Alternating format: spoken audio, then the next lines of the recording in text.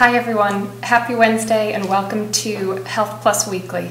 I'm family nurse practitioner Hannah Raymond, filling in for Dr. John Podkoa in the hot seat tonight. I'm also joined by our co-host Peter, our social media guru. Hi Pete. Hey. How you doing? Right. Good. How are you doing? Good. And tonight we are thrilled to welcome back registered dietitian Heather Haynes for an encore discussion about nutrition and healthy eating. So hi Heather, thank you so much for joining us again. So please send any questions that you have regarding food and nutrition via the comments section on Facebook or through the anonymous text line that our wonderful producer Josh will put up on the screen in a second. So how did you guys do in the storm? Did you lose power, make it safely, where you needed to go? Made it safely. You went to work, you said. Yeah, I went to work. You didn't have to. Snow doesn't stop me. Something wrong with you. Yeah. What about you, Pete? So I have a giant power grid in my backyard, which most days of the year is kind of a nuisance, but on days when it is snowy and windy, comes in very handy because we never lose our power. So it's nice. Okay. But yeah, three trips out to shovel. So I got my exercise in yesterday. Exercise, good. With good body mechanics, good body, yep. Lifting with the legs and did a little warm up before I went out there. So feeling okay this morning, not too sore. Good. Well, we're glad everyone could make it today. So we really could not have picked a more fitting day to have you back on our program because today is actually Registered Dietitians Day, and we didn't know that when we planned this, but it worked out wonderfully. We're supposed to take credit for that. Come on. Yeah, or we perfectly planned. So I guess what I'd like to start with is, could you just tell us, like, what is a dietitian? What is a registered dietitian? Are there different types? Like, kind of. Definitely. Who are you? So who are we? What do we do? So I'm a registered dietitian. We are also sometimes called registered dietitian nutritionists. That's another title we go by. We try to be the leading food and nutrition experts in the field. We go through college, we get a bachelor's degree. After that, before you can sit for the registration exam, you have to complete a dietetic internship. And how many months is that? Yeah, that's usually about 10,000 hours, plus a little bit, where you go through a variety of rotations, a variety of settings. You get to shadow, observe, practice. It's all supervised. We actually have a program here at Southcoast. Oh, a training program? Yep, where we have interns all year round that come through, so they get to see a variety, all the different settings that we have to offer. Once you've completed that, you can sit for the national exam, and then different states have different licensing too. So that's kind of, anyone can call themselves a nutritionist. It could be the guy at the vitamin store. It could be, anybody. And it doesn't mean that there's anything to back up what they know. So our job is to kind of take the science and all the confusion of nutrition that's out there, because there is a ton of information all the time, and interpret it in a way that people can understand. And use. Yeah, and use. Great. Put it into practice. So no real difference between dietitian and nutritionist in terms of the names, but the schooling could be the same basically, or kind of the things are the same. Kind of. If it says registered dietitian nutritionist, that's when you know they've had all of that background. If you just see somebody that just has that nutritionist, it could be anybody. Could really be anybody. Okay, great. And so that it actually, so registered dietitian Day fits into part of National Nutrition Month, which is in March. So could you tell us a little bit about kind of what that is? Yeah. National Nutrition Month is kind of a campaign to teach people more about healthy living, putting it into practice, bringing awareness about nutrition. Today is the Dietitian's Day, so it's to bring awareness about what we do. It's put on by the Academy of Nutrition and Dietetics, which is kind of our largest organizational body that includes all kinds of health professionals, dietitians, diet technician registered, and it's a great source of information too if you're looking for nutrition questions, different topics. You can go to their website, eatright.org, and always know that you're going to get information backed up by a dietitian. So that's where you would refer people for kind of online resources. That's a very good one. Good. Is there a theme to this year's month? There is. This year's month, so March this year, is Go Further with Food. And that could mean any number of things. It could mean using food for bettering your own health. It could mean trying to stretch your food dollar a little bit more. It could mean reducing your food waste.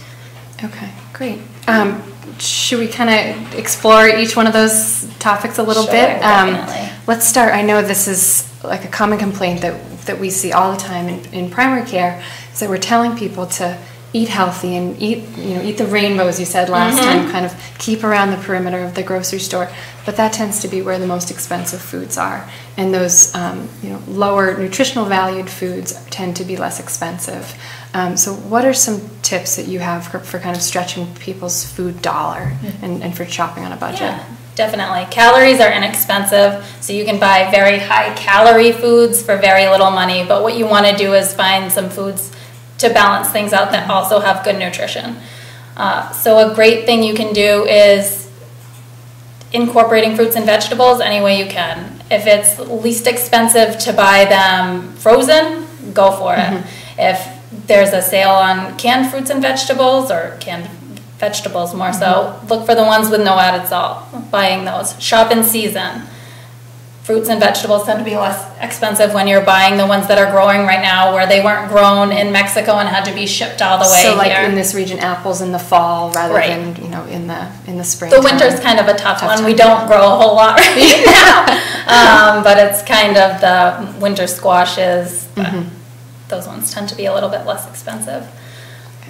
And what about, we always talk about fast food options, and those are cheap, certainly. Are there such things as healthy fast food options, kind of in your mind, with your expertise?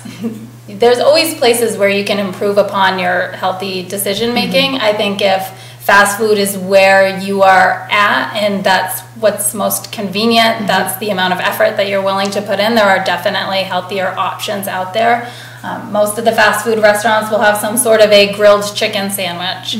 That tends to be one of the lowest in saturated fat, sodium, overall calories if you're trying to, depending on what you're looking for in terms of health. They usually will try to stuff some sort of lettuce and tomato in there too, so at least you might see a little bit of color. Yeah.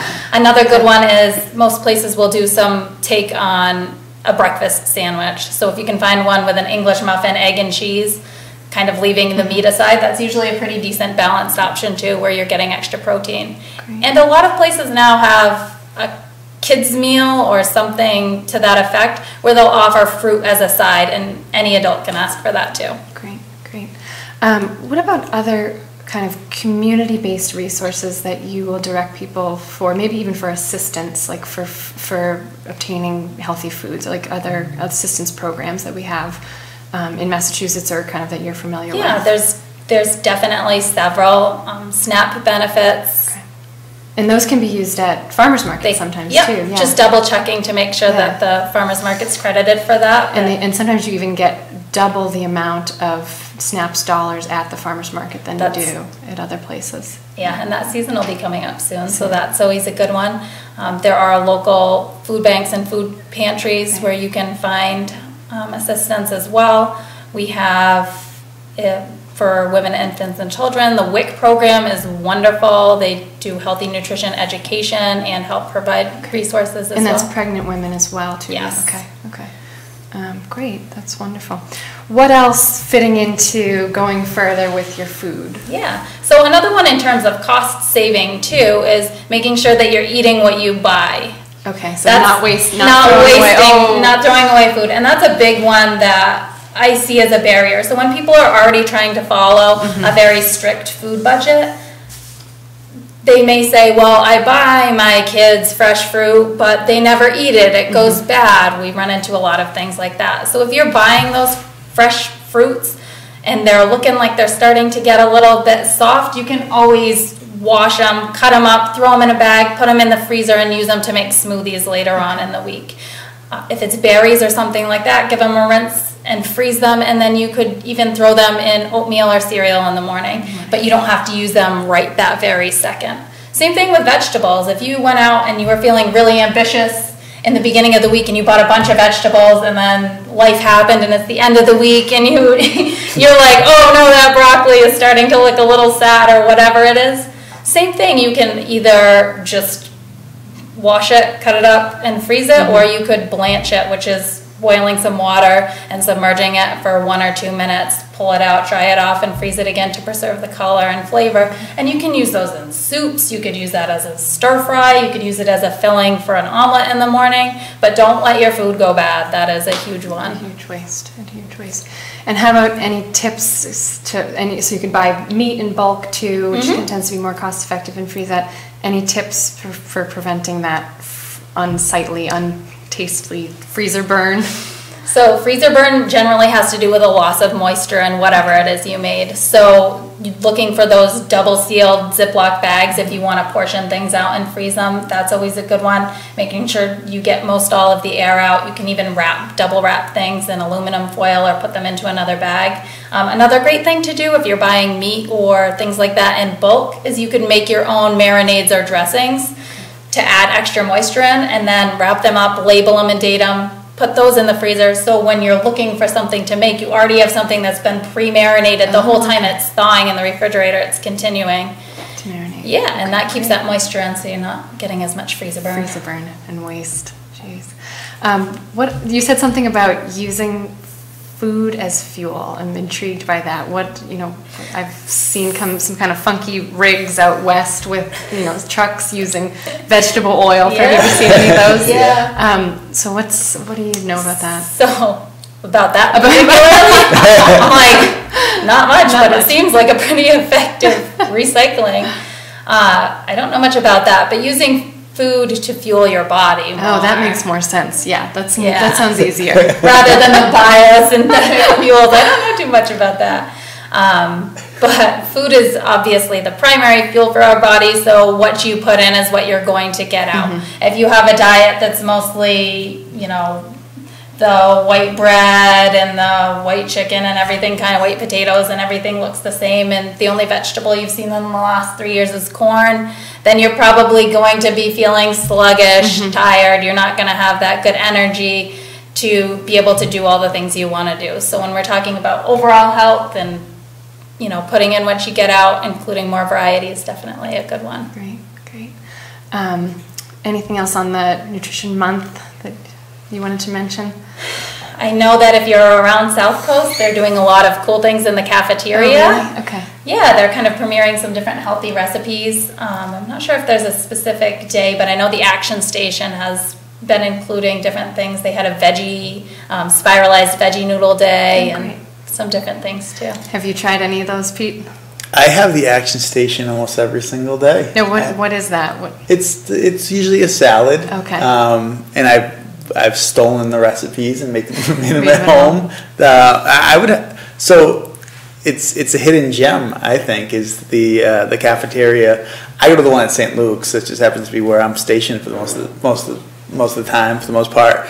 But I think the food there it's fresh, it's healthy. I mean, we don't fry anything. Everything is the chicken fingers that are made with that air fryer technology, and so for the most part you can get a really great meal there for like $5, and it's usually a salad that fills you up, and it's great. And then the chowder that we have every Friday, maybe not the healthiest option, is award winning. And so if you live or work around one of our hospitals, you should swing by. I know Michael Rock from Fun 107 frequents the cafeteria at the Southcoast Business Center because of the value in the food.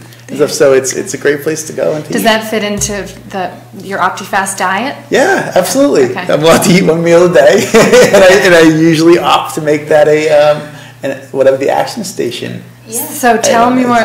What's the weight loss at now for you? So I because of the snow, we didn't have our weekly weigh-in today. So I weighed myself on my scale at home, and I'm down 21 pounds. Wow! Congratulations! Yeah, thank you. And again, tell us kind of outline what it is. Yeah. So we offer. So it's run by our registered dietitians. It's a non-surgical weight loss option. So I think it's important for people to realize that we offer two distinctly different types of weight loss options at Southcoast. You have our non-surgical, which is where Heather and her team would come in with Stacey Medeiros and Sue Oliveira, and that is the the OptiFast program, or the 3 C's to Success, is also one that doesn't include the product, but it's just more of a way to approach and a healthy way of eating, and they help you with your diet plan and different tips on how to stay healthy. Or you can get on either the partial or the full OptiFast plan.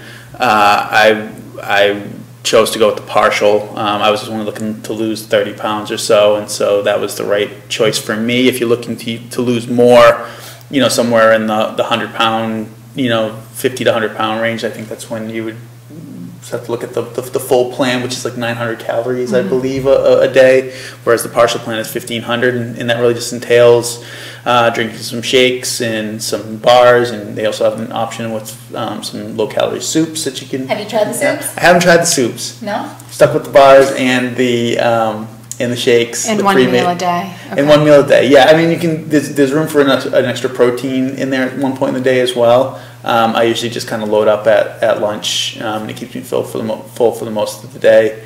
And you can do that. I know you can do the partial plan for up to 3 months. I'm starting to close in on my 2nd month, so I have another month I can go. But it's been a great plan. I haven't had to steer too far away from kind of the normal way I eat and kind of live. But so Heather, tell us what's a realistic weight loss goal? Like if you're changing your diet, if you're kind of cutting calories or changing the foods you're eating, what can you expect as like a sustainable weight loss each week or each month, or what's a good goal for people to kind of shoot for? Yeah, it depends on how much weight you have to lose. So everybody's body kind of has their own set point to where you're going to get to, and getting beyond that is going to be a really difficult challenge. That's the plateau. That's that plateau that people talk about, and a lot of it depends on why you're losing weight, how aggressive you are with your plan, what your end goal is.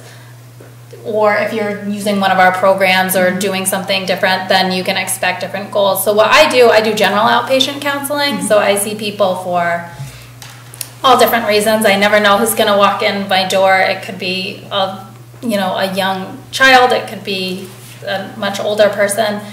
But when people come for weight loss, a lot of it depends on what their goals are. Okay. If they don't have something specific, if they want to feel good, if they want to improve their health or lower their cholesterol or blood pressure, whatever that is, we usually shoot for about 10% of what your initial weight is, and the goal is to kind of hit that within 3 to 6 months. 3 to 6 months, okay. Because we do know weight loss, 5 to 7% of your initial body weight can decrease all sorts of risk factors for cardiovascular disease, high blood pressure, diabetes, hypertension. So that 10% would be definitely a good goal there too. Yeah, I mean, I would just say as someone who's going through that now, that I think as someone on a diet, you have to kind of realize, you have to buck the trend of what you see out there marketed to you, that there really is no magic pill, literally or figuratively, that's going to help you lose a ton of weight fast. I'm losing 2 pounds about a week or so, and I know that's pretty much realistic weight loss for someone. And so it takes time, it takes a level of commitment, and you can't expect it all just to drop off right away. It's a lifestyle change, and then you get into that habit, and then you can maintain it. Yeah, and that's the biggest thing, is doing something, making changes of something that you can maintain. Because if you're doing something very aggressive where you're losing 5-10 pounds in a couple of weeks, chances are those are the kind of diets or plans where you're going to have that balloon effect when you stop. Afterwards. So as soon as you stop, you regain. Okay. And unfortunately, so what Peter's doing, where you have that 1 to 2 pounds of weight loss a week, that's a pretty good standard. That's a little bit of a healthier weight loss too. When you have those, aside from a surgical, post-surgical intervention, things like that, you tend to lose weight initially as muscle if you're on a really extreme diet plan.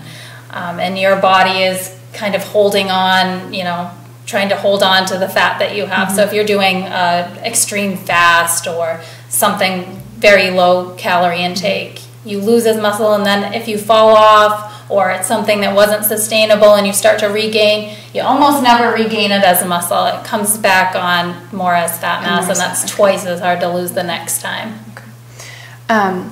So kind of switching gears a little bit, so there's a lot of, like we said, and this is the benefit of registered dietitians, kind of parsing through all of the information that's out there to give us the best information that we have, backed by science also. Is there a consensus? If someone wants to kind of modestly lose weight and just change their diet for the better, is there a consensus on the best type of diet, whether it's, you hear a lot about low carb diets, low fat diets, eliminating all grains? Is there any consensus on, one type of diet that's the best kind of all around? I think kind of the moderation approach all around, where you don't eliminate entire food groups, any one particular thing, because if it's not something you're gonna commit to doing forever, once you add that back in, people tend to go too far in the other direction. So just really taking a look at what you're eating, trying to incorporate more fruits, vegetables, choosing more lean proteins, choosing whole grains, and limiting the portions is really kind of the tried and true, most researched way to do things. So not eliminating one food group entirely. Right. Okay. For years, people have done the low carb, people have done low fat, high protein. There's a million different ways of doing it, and anything you commit to and you follow through with, within reason, you're going to probably have success with. It's just that transition period that people tend to kind of fall through. So that does segue into a question that we have here from Joy, and I think we've got this question in the past about the keto diet. Yeah.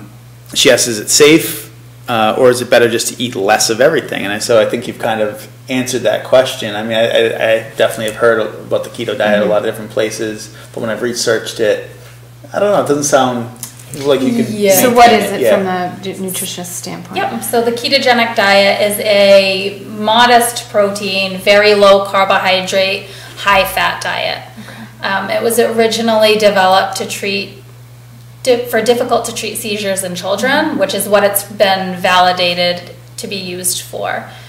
It's kind of caught on as a trendy diet for weight loss, and it's again one of those things where you're very much restricting carbohydrate. Your body kind of drops weight very, very quickly if that's a big change for you. And there was a book written by a doctor, I couldn't tell you his name offhand, but his recommendations are, if you're doing that as a weight loss plan, to do it for a very short period of time. It's not something that's studied as a long-term lifestyle change. But the other thing to think about in that is, do you have other things going on? So are you someone who's just looking to lose some weight are you trying to lose weight to improve your health? Are you trying to lose weight because you have a wedding coming up for a cruise? What's your end goal there? There was another point to this that I just totally lost. It's gone. So can I jump in with another question? Sure, of course, yeah. So kind of along those ways about eating what you eat. A question from Valerie. She asks, and this might be more of a question for a diabetes educator or one of our doctors, but how many carbs per day for a diabetic? And is there a standard to that, or is that kind of a personal question? It can be personalized. So if you're somebody with diabetes who wants a more specific plan, that's definitely something you could meet with a registered dietitian or a diabetes educator to talk about and come up with. Generally for women, you're looking somewhere between 35 and 45 or 50 grams of carbohydrate per meal, not per day. And for men, it's more like 45 to 65 grams of carbohydrate per meal, but it all depends on your size, your build, your activity level. If you're someone with diabetes who's trying to lose weight, if you're just trying to eat healthy, all of that comes into play. If you're on insulin. If you're on insulin or not, definitely more important. I remembered where I was going with that keto comment a minute ago, was if you have underlying health issues like high cholesterol or diabetes, things like that, I'd definitely talk to your doctor if that's something you're interested in doing. Prior to doing it. Good. Any more questions? Yeah, so I think this question would be you. It's a question about a friend who was diagnosed with a fatty liver. What is the outcome if not treated? So again, limited clinical information there, but fatty liver can just basically mean an infiltration of fat into the cells of the liver and can impact the functioning of the liver. And kind of in the context of diet, we can see that just kind of with a general overall, too much fat in the body, and kind of all the negative effects from that. So kind of talking about decreasing cholesterol in your diet, triglycerides in your diet, what are some sources of foods that you would tell people to kind of cut out if somebody had high cholesterol? Or if somebody we get referrals all the time for patients who are newly diagnosed with fatty liver also. So we kind of look at overall dietary patterns, talking about saturated fat intake. That's definitely a big one. Decreasing overall fat or trying to incorporate more healthy fats into the diet, and definitely looking at sugar and refined carbohydrate intake. That's a big one. So what's an example of a saturated fat? Like, how do you tell the difference between saturated and unsaturated fats? So saturated fats tend to be fats that are more solid at room temperature. They're the butter, Crisco, okay, Crisco, delicious, coconut oil. Okay. Those ones are definitely more saturated. Also, the fat in the skin of poultry or within fattier cuts of meat, full fat dairy, all of those contain more saturated fat. And that's what you're trying to avoid. That's what you're trying to avoid. Lowering those numbers. Yep. So those ones are, if you eat a lot of those foods, they're very good at raising your LDL, which is your not so good cholesterol. Right. But that doesn't mean you need to go on a fat-free diet either. That doesn't necessarily help. So incorporating more mono and polyunsaturated fats is very helpful at lowering that LDL cholesterol. So that could be from nuts, peanuts, walnuts are a polyunsaturated fat, almonds, pistachios, avocados are a really good one. Okay. What about olive oil? Where does that fit in? Olive oil, that's a monounsaturated fat. That's a definite So good one. more of the things that are liquids at room temperature, what you're looking for there. Yep, fattier cuts of fish too. But all of those things you named are high caloric foods too, They so are. people should use those in moderation, correct? Exactly. Yep, use them more as a garnish than a main dish. The main dish, okay, great. You mentioned something about sugar and kind of how that plays into not only liver health but kind of overall health. And I think that we pay a lot of attention to carbohydrates and what specific diet, but we're finding out more and more that sugar is just kind of the culprit for a lot of our current issues in our diet and the obesity epidemic. So why is it so bad for us, and why is it so easy for us to overeat sugar? Or and I'm not talking about Because fruits. it's delicious. Yeah, because it's delicious. Not the fruits that, like the watermelon on your shirt, but like added sugar, like the delicious chocolate cake that was in the break room today. And you actually have watermelon on your shirt. You didn't I did. spill watermelon. Yeah, I did. It wasn't like a look what's on my shirt kind of thing. No. Sugar is delicious. People are born with a natural preference for sweet foods. So when you offer an infant you give them the mashed up vegetables or the fruit, they always go for the fruit first because we know we love sugar. It binds up in our brains and tells us this is something that tastes good. We use it as pain medication for infants. Exactly. That's how you know it's good stuff. Right. But the problem is that we have kind of put it into everything to make it taste better, to sell more products. So it's hidden into all kinds of things you're not expecting. And sugar in excess of, there's no recommended daily value for sugar because you don't really need to be eating it at all. Zero. Yeah, it's something that we just really like. So it's been slipped into a lot of things, and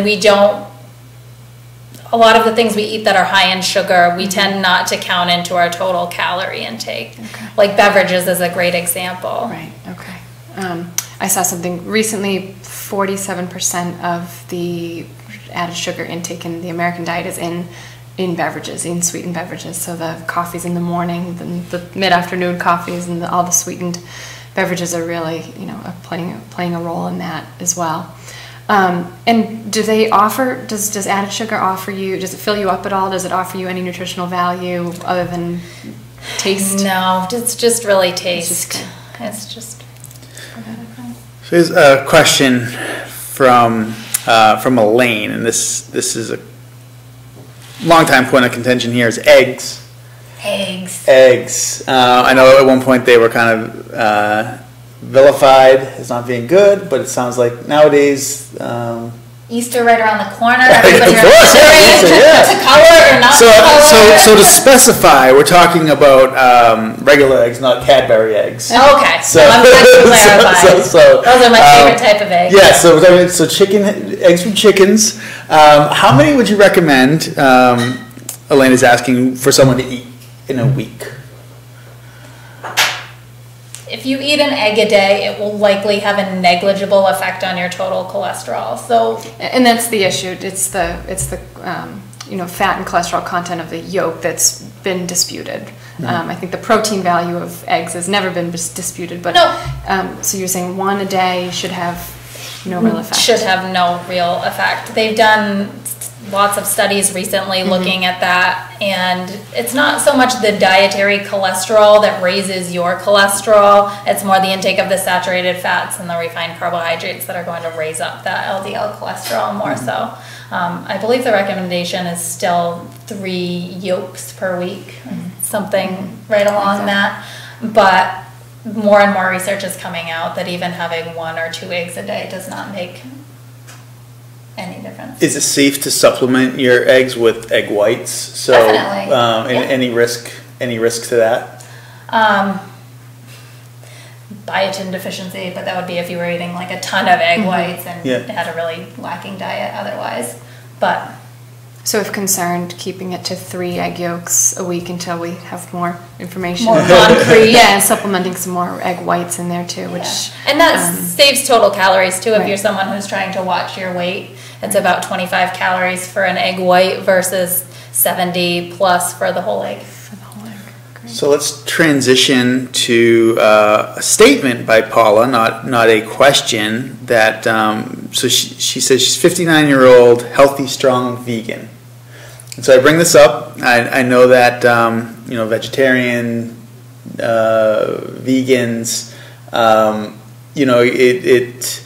it's certainly a lifestyle, and it's one that I know people are very passionate if it's a lifestyle that they choose to take on. But I have actually had some friends who have recently either gotten vegan or vegetarian, and then after 6 months, 7 months, kind of hit a wall and needed to kind of go back to having a more round, I don't want to say well-rounded because I don't want to put a negative connotation into being a vegan, but a more inclusive diet that included meat and protein, animal proteins again.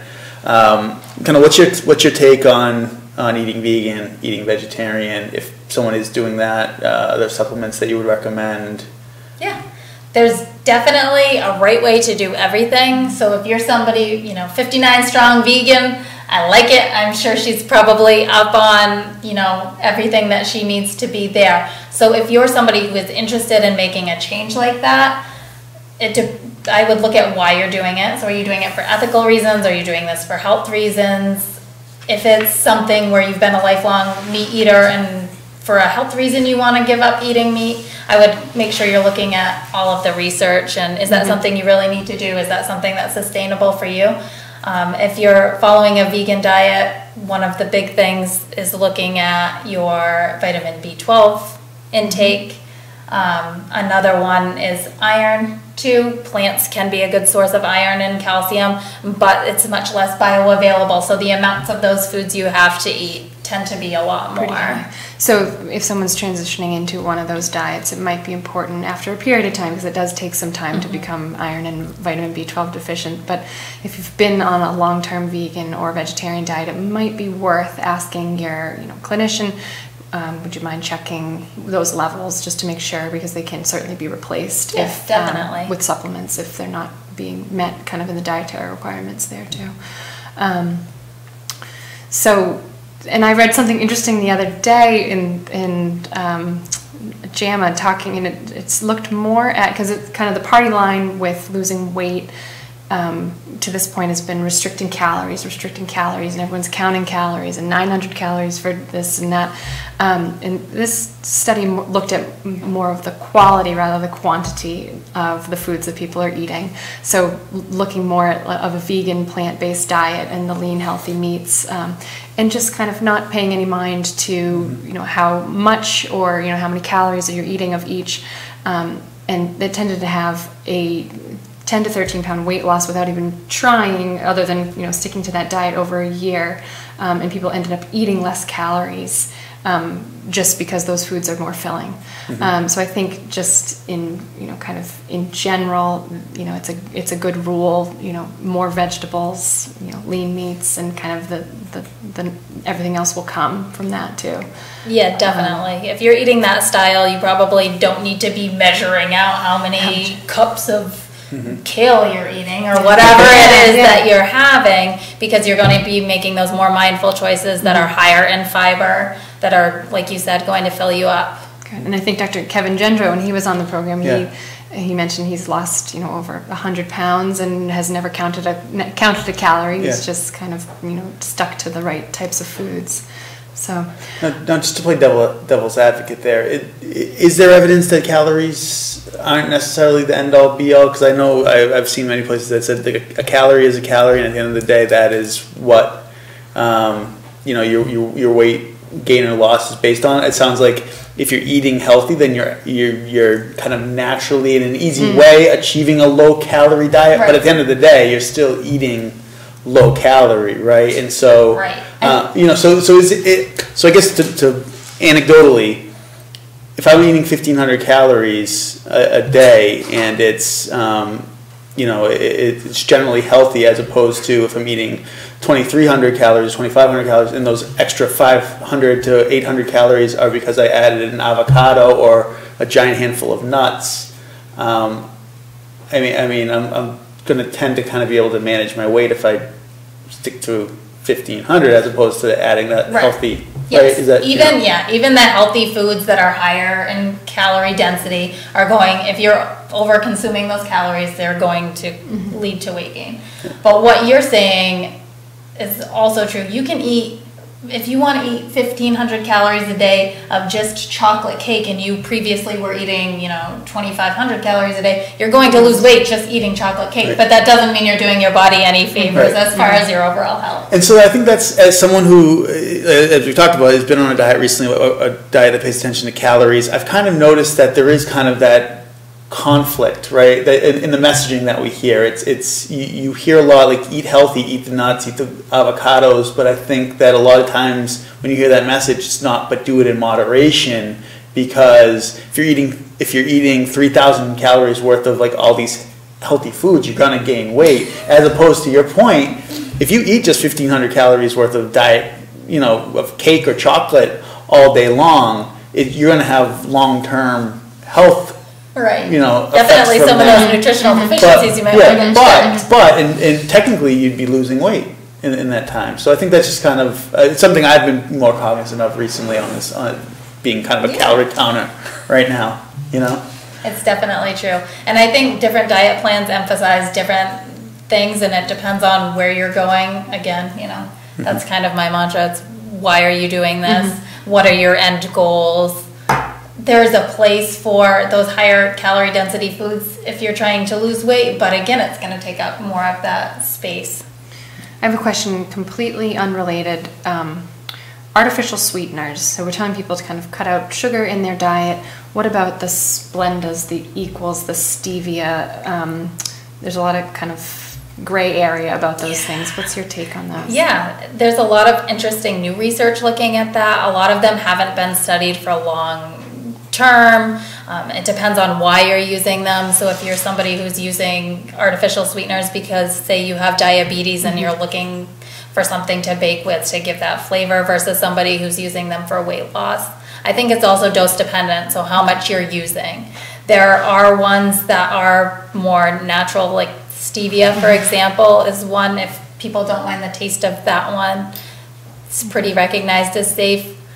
Others have conflicting, there's not so much negative research as some negative research got big press, and then kind of like any nutrition-based science, it starts with like a little grain of truth, and then it gets applied in a bunch of different directions to fit different agendas. So I think using small amounts in moderation are okay. I think if it's something, if you're slugging down coffee after coffee with 5-6 of anything in it, it's probably not in your best interest. There was something else. So I know what it was, is that those artificially sweetened foods don't necessarily satiate your need to have something sweet. Okay. Especially if it's something that's going into a beverage. So there's been some studies that look at that kind of priming up your system, like it's getting ready to get some food or something good, and then nothing comes to follow. Okay. So you're still looking for something else to eat. So you might still want that chocolate cake in the break room. Exactly. Sounds like you're speaking Still from thinking about that today. Yep. Any other questions coming in, Pete?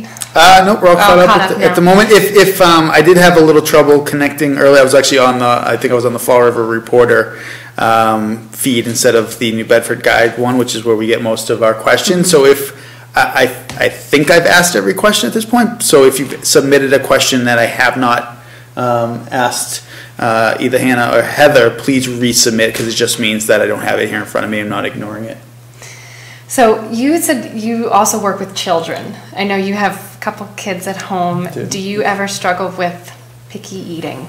Oh yeah, all my 4.5-year-old daughter will eat is our chicken nuggets and pasta. Okay, now what is a parent to do about this? And should you be worried? You know, if that's all that you can get. Yeah, that's a tough one. Sometimes kids get onto food jags, and that's going to be all they're going to eat, and it depends on how long it goes on. Like if she's 11 and she's still only eating those two things, we might be worried. Or if her growth patterns start to change because of that, that's when you really start to worry. But don't turn it into a food fight. So that's one of the big things is parents start to get nervous when their kids are only eating a couple of things, or they get those favorite items. So don't turn it into a fight. If you offer those foods, they're going to always take their favorite things over something else. So maybe offering something else first, or whatever everybody else is eating, give them a little bit of it too. And just continue to offer it. It takes somewhere around 20 times of trying a new food before your body can really decide if you like it, and you can get it past kind of your own brain block that you put up. So you have to just keep trying it. It's not, I tried peas once and I never want to eat them again. Obviously, that's not one I would push on people. Everyone has very strong feelings about peas in either direction.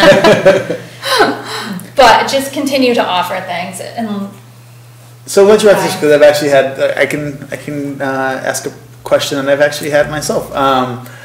Because she only eats those limited amounts of food and doesn't get a lot of veggies, should I be looking at getting her a multivitamin like the Flintstones Chewy vitamin? Is that something you would recommend that would help kind of bridge the gap? Yeah, as long as she's growing well, you're checking with your pediatrician, that's definitely an easy kind of solution, but it's putting the Band-Aid on the dam. Right. So in the meantime, having that daily multivitamin to make sure she's getting all of those things is great, but continue to keep trying. She has this very keen sense of taste. We have tried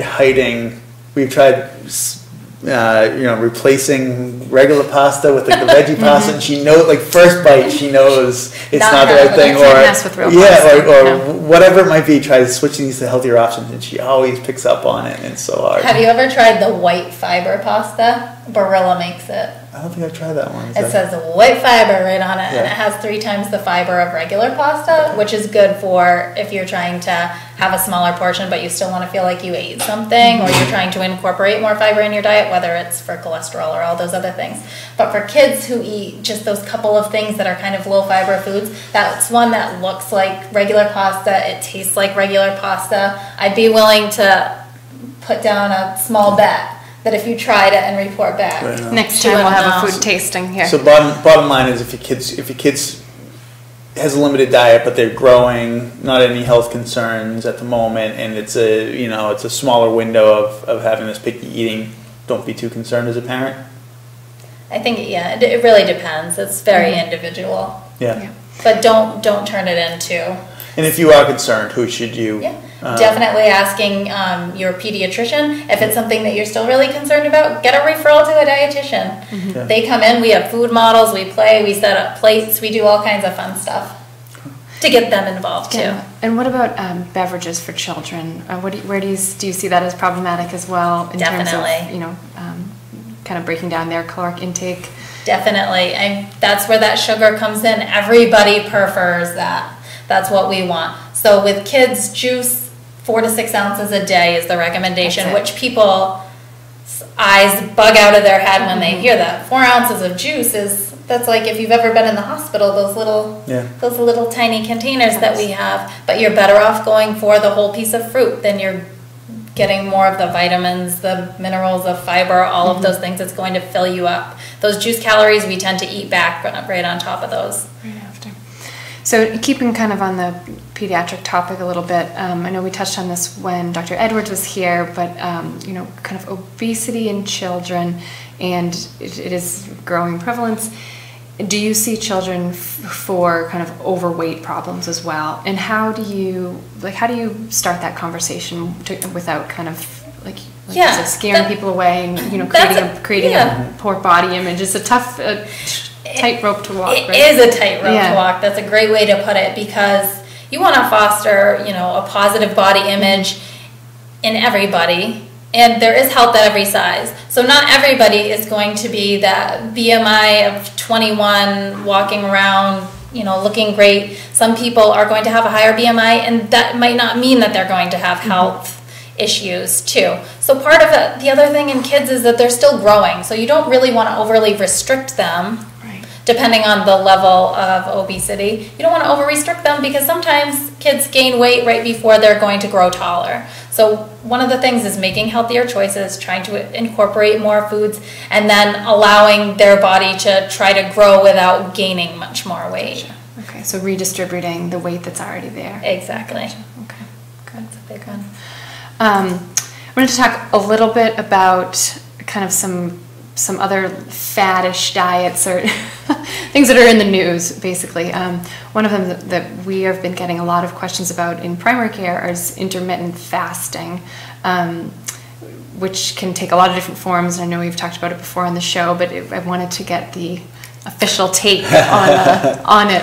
So have you encountered anybody who's asked you about it, and kind of what do you... Definitely. I've met a lot of different people who have tried it, some people who have stuck with it. Okay. That's another one of those ones that kind of over time you tend to start off really strong with, and then it kind of fizzles. There's not a lot, although people have been fasting since the dawn of time for different reasons, either religious famine, just availability of food, what was around.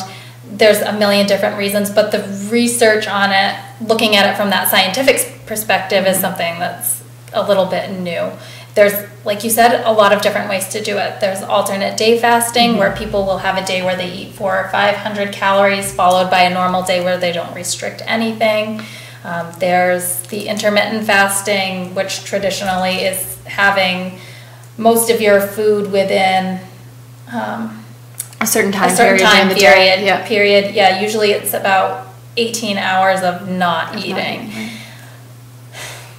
Results are mixed. It can be effective for weight loss. If that's something you're interested in for whatever reason, working with a dietitian can help put that plan into effect where you're still getting healthy, nutritious food that you need. So if someone was interested in trying that, they could come meet with you to kind of make it work. Yeah, and if we try other things and that's something they're still interested in, we can definitely incorporate those kind of things. Okay, great.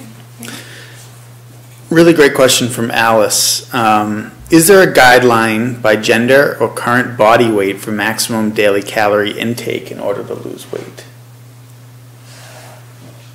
So the general guideline, I would say, is looking at your basically looking at what your metabolic needs are and what you're taking in, and subtracting about 500 calories a day. That equates, so that's adding in your activity level too. Adding in your activity level. Running 10 miles. Yes, you definitely want to work that. But not doing that, by the way. Not in this weather. No. Subtracting about 500 calories a day equates to about a pound and a half of weight loss a week. So how do you get that number? Math. So when somebody comes in, that's something that we can calculate. So I'm actually curious about that myself, because I mentioned I'm on the 1500. I eventually want to get back to at least knowing what my kind of break even intake is. So that's a number that you can do. Yeah, there's equations that you can use online. If you've ever used a program like MyFitnessPal, there's a couple others, where you put in your height and weight and age and gender, and it will calculate that number out for you. And if you want to lose a pound a week, or 2 pounds a week, you can put that in, and it will subtract that out for you too. Is there a difference in gender between how quickly you lose weight? By your frowning face, I think that's not going in our favor. It's not going in our favor. No, men tend to have more lean body mass, meaning muscle. Muscle is more metabolically active than fat mass, which it kind of sounds mean when you say it like that, isn't it? So men tend to have an easier time losing weight because they're already burning more calories at baseline. Just by existing. Yeah. Okay. It doesn't seem fair. So Dr. Podkoa has checked in to say hello. How am I doing? Yeah, and we should mention he's away this week, and we'll be returning. We'll be returning. So no fear. We'll be returning. I'm glad that we're doing him proud right now. Holding down the fort here. So actually, I had a question kind of along the lines of what you're talking about, Heather, and that's is there a difference between if I just ate 2,000 calories in a day and didn't exercise, whether I ate 2,000 calories in a day and exercised and burnt 500 calories, or if I just ate 1,500 calories in a day? So I guess the question is more: is there a difference between eating 2,000, burning 500, or just eating 1,500? Does your body kind of handle that any differently? Yeah. So if you are incorporating exercise, and it depends on what kind of exercise you're incorporating, you're probably conditioning your muscles a little bit more. So even if you went to the gym and you hopped on the treadmill, let's say, and you went until that little calorie number said 500, your body is going to be more metabolically active even after you stop doing that exercise. So you're going to continue to be burning more calories just at baseline. Plus, now what you're doing is you're conditioning your muscles. You're if you're doing some strength training too, that's really important. Even for weight loss, people get afraid that they're going to bulk up too much. But that resistance training helps build that muscle, which is going to be more metabolically active. So it's helping your metabolism in the long run. When you're not exercising. Exactly. So the calories may be a wash, but the benefits of the actual exercise seem like, and also for your cardiovascular health, we know that's important too. So no, you can't get out of exercising, Pete, is the answer. I love exercising. I just want to know, can I eat more when I do exercise? It will definitely slow the weight loss process if you're eating back those calories. Yeah. It's unfortunate. So we've talked a lot about excess calories, but we haven't touched at all upon kind of the kind of flip side of that, which is too few calories. So not getting enough nutrition, whether it's kind of due to anorexia, bulimia, or just malnutrition in general. Do you see those people as well, kind of definitely with those issues? And kind of what's the problem with what negative effects does too few calories have kind of on your whole body functioning? So we can talk about that from just kind of a general point of malnutrition. That's kind of a hot button issue in nutrition right now. And it's big in the hospital too. That's something we're looking to identify on the inpatient side of nutrition, is to identify people who might not be getting the proper nutrition. And it could be that they've been losing weight recently. It could be that they haven't been eating enough. It could be people who have issues with food security, just getting enough to eat. Right food, yeah, and it affects your health in a whole variety of ways. You're less quicker to heal. Your thinking isn't as clear. If you wind up in the hospital for some sort of procedure, outcomes go down significantly if you don't have that good nutrition status at baseline.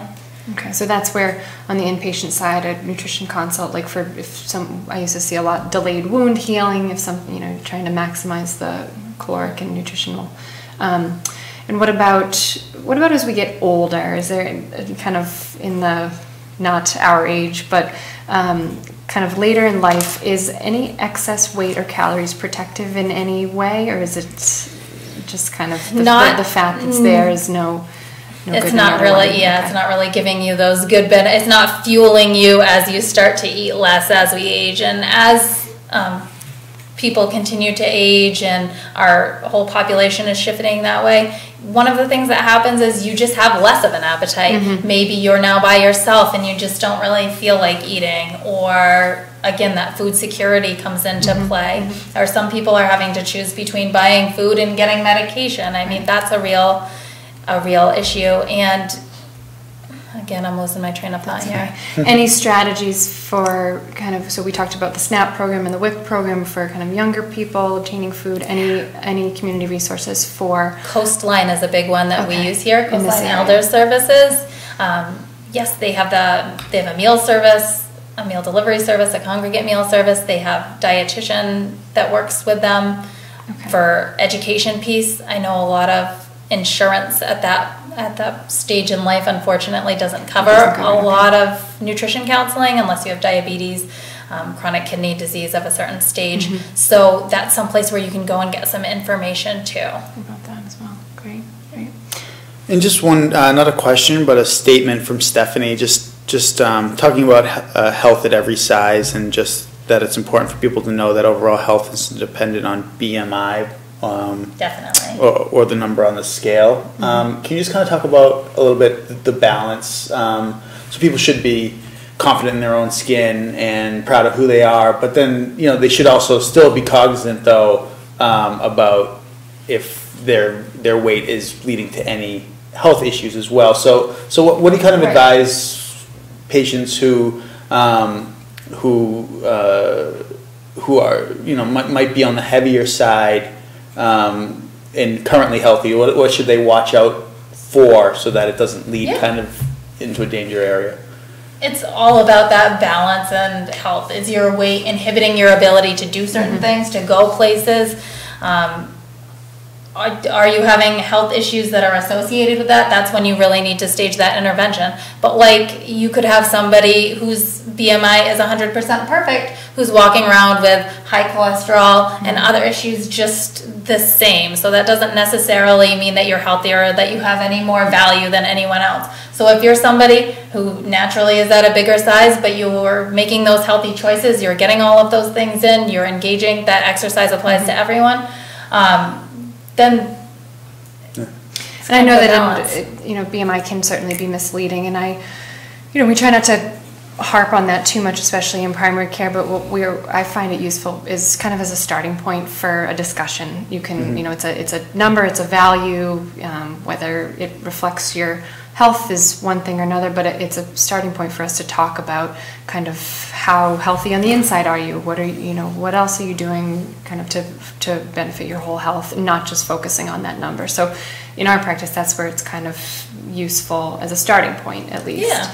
And would you say that, one of the most important things is just make sure you're going to your primary doctor every year, every 2 years, make sure you're getting those labs done so that they can tell what's going on the inside, because whether how you perceive your health or someone else may perceive your health, there can be a lot of things going on behind the scenes that are good or bad, and it's really important to know what those things are, so stay on top of your health. Exactly. Any other questions coming in, Pete? Nope, that is all, and we're getting close to the 8 o'clock hour, so I just want to invite, if there are any last minute questions, I think we're going to start wrapping it up right now, but feel free to shoot over anything in the next 60 seconds. Yeah. Any other, parting words from the dietitian? Anything you wish everyone knew about nutrition? Kind of like Pete said, there's no magic bullet. It's about making good choices most of the time. That doesn't mean that you have to spend the rest of your life eating, salad and being sad. That doesn't mean there's not a place for the chocolate cake that's in the break room. I think a lot of just trying to eat healthy, to be your best self, to give yourself the energy and, to make you feel good is very important. But also have some self-grace, say thank you to your body for all that you do. You don't need to beat yourself up. If you're trying, some new pattern of eating, if you are if then you go in the break room and that cake is speaking to you and you have a piece, don't beat yourself up about it, because all of that negativity and stress you're bringing on yourself is going to have just as negative of an effect. Sometimes you just got to have your piece of cake, acknowledge it, enjoy it, and then move on and make healthy choices, going forward. But don't let that completely derail you either.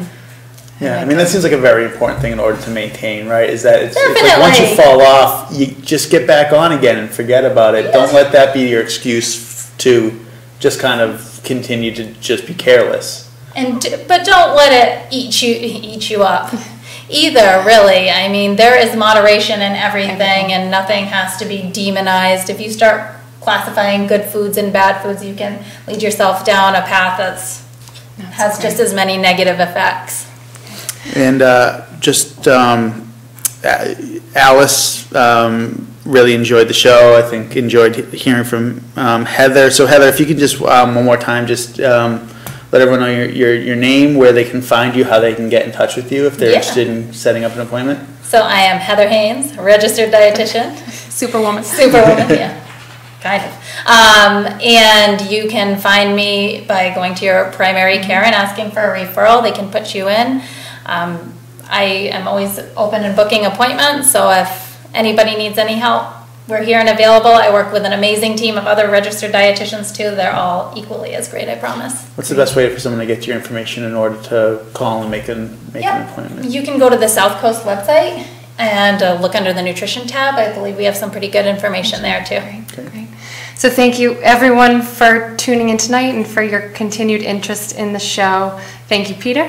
Thank you to our producer, Josh, behind the scenes. None of it would be possible without you.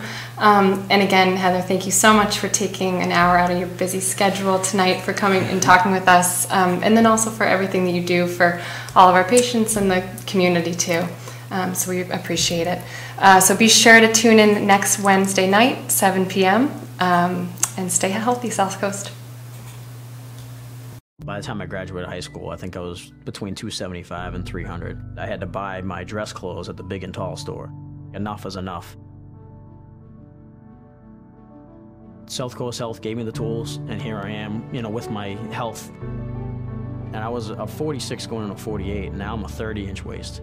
I'm living proof to show if you put the work in on anything that you can get what you want. Take impossible, throw it out of your vocabulary.